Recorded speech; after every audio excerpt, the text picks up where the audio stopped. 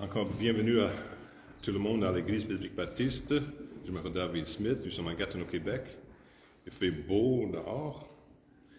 Tournez dans vos Bibles en Matthieu chapitre 14, 22 à 34. Matthieu chapitre 14, versets 22 à 34. Et le titre de mon message pour aujourd'hui, c'est « Distraité ». Distraité. Distraité. Et c'est le 12e message de la série du berceau à la croix. Je prêche des messages au sujet de la vie de Jésus. La dernière fois, on a parlé de quand Jésus a... Mais on a parlé de ce qui est arrivé juste avant que Jésus a fait un miracle quand il a donné fait un miracle pour multiplier le pain et les poissons d'un jeune garçon qui a eu son lunch. Et on a construit la fidélité de ce jeune garçon pour être là. Et aujourd'hui, on va parler d'un autre, le vrai prochain miracle qui est arrivé, que vous êtes familier.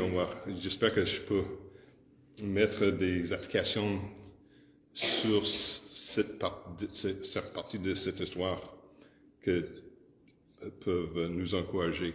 Mais avant que nous commençons, prions Dieu. Merci, Père Céleste, pour tout ce que tu nous donnes. Merci pour ta fidélité envers nous. Sois avec nous pendant que nous regardons ta parole ensemble. Que ce soit efficace pour pénétrer dans nos cœurs et nos esprits, pour nous aider à comprendre ta puissance, ton amour, ta miséricorde envers nous.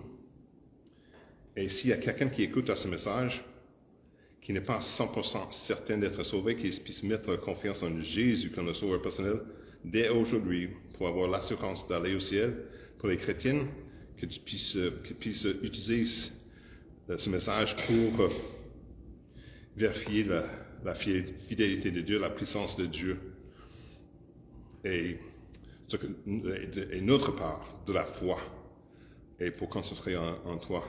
Seigneur, nous remettons toutes ces choses entre tes mains, au nom de Jésus. Amen.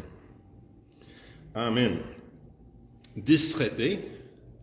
Alors, Matthieu chapitre 14, versets 22 à 34. Et je vais lire tout ce passage au début, et je vais faire quelques commentaires au fur et à mesure sur certains versets. Et puis pendant le message, on va regarder encore plusieurs de ces versets, ou chacun de ces versets, pour faire l'application ou mettre ça en pratique dans nos vies. Ce qui est arrivé avec les disciples, ce que Jésus a fait, et comment nous devons répondre, et prendre ceci comme un exemple dans notre vie aujourd'hui. La Bible dit en Matthieu chapitre 14, verset 22 à 34, « Aussitôt après, Jésus obligea ses disciples à entrer dans la barque et à passer avant lui de l'autre côté, pendant qu'il reverrait le peuple. Et après qu'il l'eut renvoyé, il monta sur la montagne à part pour prier, et le soir était venu. Il était là seul. Cependant, la barque était déjà au milieu de la mer, battue des flots, car le vent était contraire. Et la quatrième veille de la nuit, je vais remarquer que le quatrième veille de la nuit veut dire les heures entre 3h et 6h le matin. Alors ça veut dire que c'était tard dans la nuit, presque le matin, et les disciples étaient fatigués. Alors, et le quatrième veille de la nuit, Jésus alla vers eux, marchant sur la mer. Et ses disciples, le voyant marcher sur la mer, furent troublés et dirent, c'est un fantôme. Et de la frayeur qu'ils eurent, ils crièrent. ils crièrent à cause ils pensaient que c'était un fantôme. Ils avaient peur déjà à cause de la tempête. Rappelez-vous que ces hommes étaient, comme Pierre et les autres, étaient des professionnels, les pêcheurs comme métier. Et ils ont vécu, ils ont fait des voyages sur la mer pour pêcher à maintes reprises. Mais maintenant, ils ont peur à cause de la tempête. Et maintenant, ils ont peur à cause de... Ils voient une image marcher sur l'eau pensant que c'est un fantôme. Alors, et ils crièrent. Verset 27. Mais aussitôt Jésus leur parla et leur dit, rassurez-vous, c'est moi, n'ayez point de peur. Et Pierre répondant, lui dit, Seigneur, si c'est toi, ordonne que j'aille vers toi sur les eaux. Jésus lui dit, viens. Et Pierre, étant descendu de la barque, marcha sur les eaux pour aller à Jésus. Remarquez ceci. Pierre, étant descendu de la barque, marcha sur les eaux pour aller à Jésus. Jésus marchait sur l'eau parce que il est le Dieu Tout-Puissant, il a le contrôle sur les matières. Ils peuvent marcher sur l'eau. Il a fait que, aussi longtemps que Pierre avait la foi en Jésus, qu'il marchait sur l'eau aussi.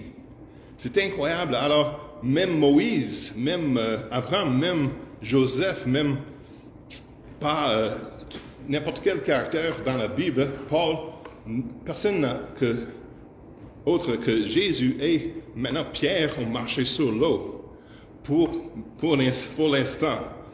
Alors c'est un miracle et ça prend de la foi. Mais, verset 29, et Pierre, étant descendu de la barque, marcha sur les eaux pour aller à Jésus. Mais, voyant que le vent était fort, il eut peur, et comme il commençait à enfoncer, il s'écria et dit, « Seigneur, sauve-moi !» Alors remarquez que Pierre, aussi longtemps qu'il a concentré sur Jésus, il avait la foi. Mais aussitôt qu'il a commencé à regarder autour de lui et penser à lui-même, je ne dois pas être capable de marcher sur l'eau. Alors il y a dans une tempête, j'ai peur. Et même que Jésus était là, il avait peur, il a commencé à s'enfoncer. Et remarquez comment il a prié. Il a prié, Seigneur, sauve-moi. Il n'a pas fait une prière longue, n'est-ce pas? Il n'a pas dit, oh Dieu de l'univers qui a créé toutes les fleurs et les oiseaux, les arbres, les montagnes. Non, il a pris directement à la pointe. Seigneur, sauve-moi! Il était en trouble. Il était en difficulté, en train de s'enfoncer. Puis, aussitôt Jésus, verset 31, et aussitôt Jésus étendit la main et prit, lui disant, homme de peu de foi, pourquoi as-tu douté? Que pour un instant, Pierre a eu la foi. Mais aussitôt qu'il a regardé autour de lui ces circonstances, il a perdu sa foi. Et c'est pourquoi, au lieu de regarder Jésus, qu'il a lui donné la capacité de marcher sur l'eau. Puis, mais aussitôt qu'il a regardé ailleurs, sur ces circonstances, sur ces problèmes, il a commencé à s'enfoncer.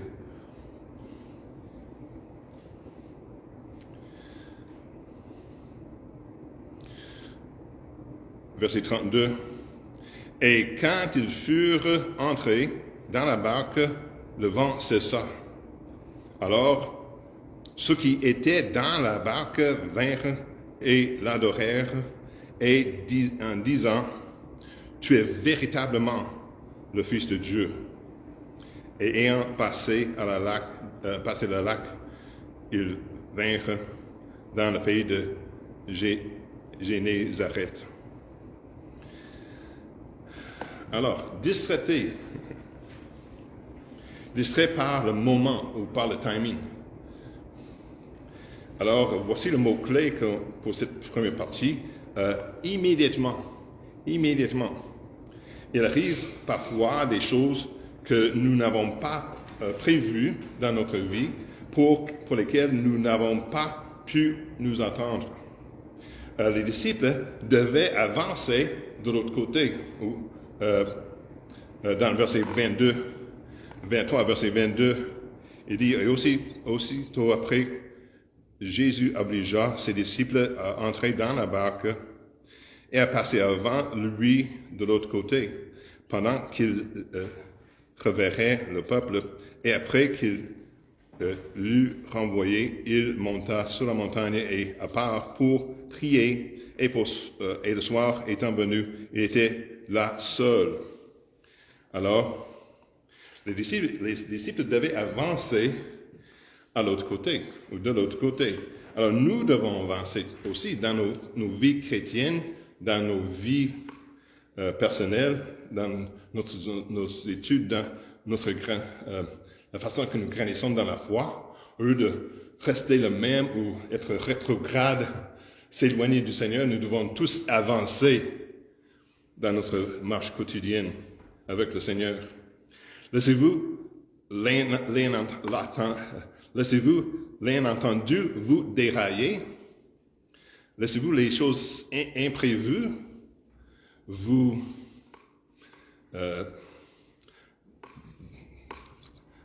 cause d'aller sur votre chemin, de vous diriger à une autre direction que vous voulez dans votre chemin?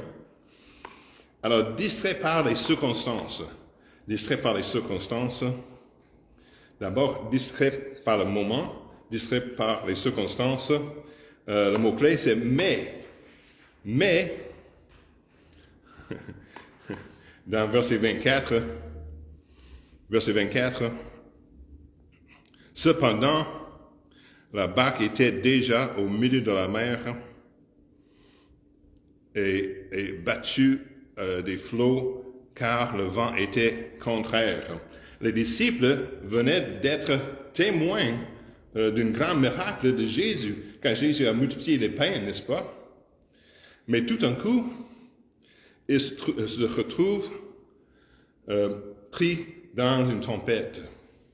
Et encore, ce sont des hommes que leur métier était d'être sur la mer. Et ils connaissent cette mer-là. Ils connaissent les bateaux et comment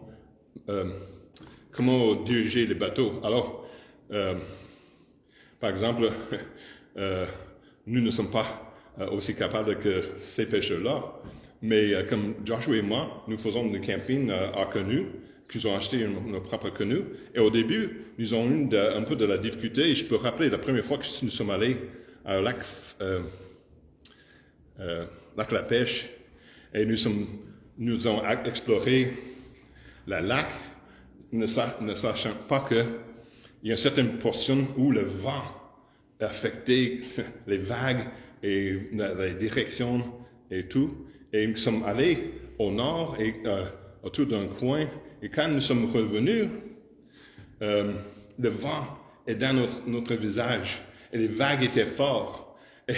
Et ça fait toute notre force pour aller diriger dans la direction du vent, pour percer les vagues, pour réussir à aller à la direction que nous voulions. Et depuis ce temps-là, nous avons gagné de l'expérience et Joshua et moi sommes des experts, presque, dans les canoës pour naviguer les canoës dans les vagues, dans le vent, n'importe quoi, nous sommes capables de le faire. Ces hommes étaient capables dans la mer, comme pêcheurs, comme habitués dans la mer avec les barques. Mais ils avaient peur à cause de la tempête, à cause de la situation. Et que la Bible dit que battu des flots, et car les vents étaient contraires. Alors les circonstances qui les entouraient ont empêché de reconnaître Jésus marchant sur l'eau. Les circonstances qui les entouraient les ont empêchés de reconnaître Jésus sur les eaux, sur l'eau. Versets 24 et 25. La Bible dit, et le quatrième heure de la vieille, le quatrième vieille de la nuit, Jésus alla vers eux marchant sur la mer. Et ses disciples voyaient marcher sur la mer. Le voyant marcher sur la mer, furent troublés et dirent, c'est un fantôme. Et de la frayeur qu'ils eurent, ils crièrent. Mais aussitôt Jésus leur parla et leur dit, rassurez-vous, c'est moi, n'ayez point de peur. À quelle fréquence les circonstances vous distraient-elles de Jésus? À quelle fréquence les circonstances, vos circonstances, vous distraient-elles de Jésus? Vous regardez autour de vous ce qui est arrivé, ce qui arrive dans vos vies, et au lieu de concentrer sur Jésus, avoir de la foi sur Jésus, vous êtes distraité de vos circonstances. Humainement, qu'est-ce que je vais faire? Peut-être que vous même blâmez Dieu pour vos circonstances, au lieu de regarder Dieu et dire, Dieu, qu'est-ce que tu veux m'enseigner à travers ceci? Ou qu'est-ce que j'ai fait que je dois me corriger? Qu'est-ce que je puisse avoir de la foi en toi pour traverser cette épreuve ou ces circonstances? À quelle fréquence les circonstances vous distraient-elles de Jésus? Distrait par vos faiblesses. Distrait par vos faiblesses. Le mot-clé ici, dans cette partie-ci, c'est sauver. Sauver. Pierre est descendu de la barque pour accomplir l'impossible. Versets 28 à 27, il dit, et Pierre, répondant, lui dit, Seigneur, si c'est toi, ordonne que j'aille vers toi sur les eaux. Et j'aime beaucoup ce que Jésus dit. Jésus lui dit, viens. Et Pierre, étant descendu de la barque, marcha sur les eaux pour aller à Jésus. Wow, c'était un miracle. Il est en train de faire l'impossible avec la foi, concentré sur Jésus. Mais cependant,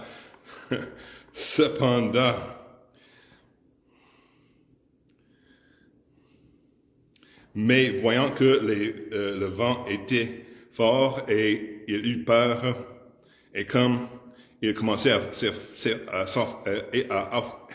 enfoncer, il s'écria et dit, Seigneur, sauve-moi. Pierre marchait sur l'eau jusqu'à ce qu'il comprenne qu'il ne pouvait pas, jusqu'à ce qu'il comprenne qu'il ne pouvait pas. Aussi longtemps qu'il a eu sa concentration, ses yeux, sa foi sur Jésus, il a fait l'impossible et a marché sur l'eau, mais aussitôt qu'il a commencé à regarder autour de lui ces circonstances, il marchait sur l'eau jusqu'à ce qu'il ne le pouvait pas. Êtes-vous distrait par ce que vous ne pouvez pas faire? Est-ce que êtes-vous distrait par ce que vous ne pouvez pas faire vous-même? Jésus était toujours là. Jésus est toujours là dans nos vies. Jésus est fortifié dans notre vie lorsque nous sommes faibles. Nous avons des faiblesses humainement, mais à travers notre faiblesse, Jésus est fort. Jésus peut être fort dans notre vie aussi longtemps que nous avons la confiance et la foi en lui pour nous guider. Jésus est toujours là. Jésus est fortifié dans notre vie lorsque nous sommes faibles. Sur qui devrions-nous nous concentrer? Sur qui devrions-nous nous concentrer? Sur tout le monde? Jésus. Jésus, n'est-ce pas? Alors, verset 31. Et aussitôt Jésus étendit la main et le prit, lui disant, homme de peu de foi, pourquoi as-tu douté? Il n'a pas dit, tu as eu de la foi au début, mais maintenant tu as douté. Mais eu de la foi au début, c'est vrai. Mais Jésus a dit, pourquoi? Homme de peu de foi, pourquoi as-tu douté? Et quand ils furent entrés dans le bateau, dans la barque, le vent cessa. Alors, ceux qui étaient dans la barque vinrent et l'adorèrent en disant, tu es véritablement le Fils de Dieu. Sur quoi devrions-nous nous concentrer pour guider ceux qui sont perdus, qui n'ont pas Jésus comme le Sauveur, les gens qui sont perdus, qui sont autour de nous. Guider ceux qui sont perdus vers Jésus et grandir dans la foi. Grandir en Jésus, grandir en lui. Qu'est-ce qui vous distrait? Qu'est-ce qui vous distrait? Est-ce que vous pouvez les énumérer dans votre vie? Qu'est-ce qui vous distrait?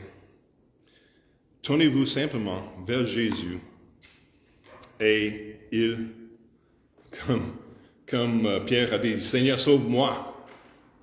Jésus a étendu la main, il a pris par la main et il vous relèvera. Prions en Dieu. Merci Seigneur pour tout ce que tu nous donnes. Merci pour ta fidélité envers nous. Merci pour cette histoire que nous avons vue en maintes reprises, mais que nous puissions avoir un renouvellement dans nos vies pour appliquer dans les situations actuelles dans nos vies et que nous puissions avoir la confiance en toi pour faire l'impossible aussi longtemps que nous concentrons sur toi, que nous devons concentrer sur toi pour témoigner aux autres, pour grandir dans la foi, pour surmonter n'importe quelle difficulté de nos circonstances dans la vie, selon ta volonté. Et s'il y a quelqu'un qui n'est pas 100% certain d'être sauvé, qu'il puisse constater qu'il est pécheur, mettre sa confiance en Jésus comme son sauveur personnel par la grâce, par la foi, pour être sauvé et avoir la vie éternelle. Et nous remettons toutes ces choses entre tes mains. Au nom de Jésus, Amen.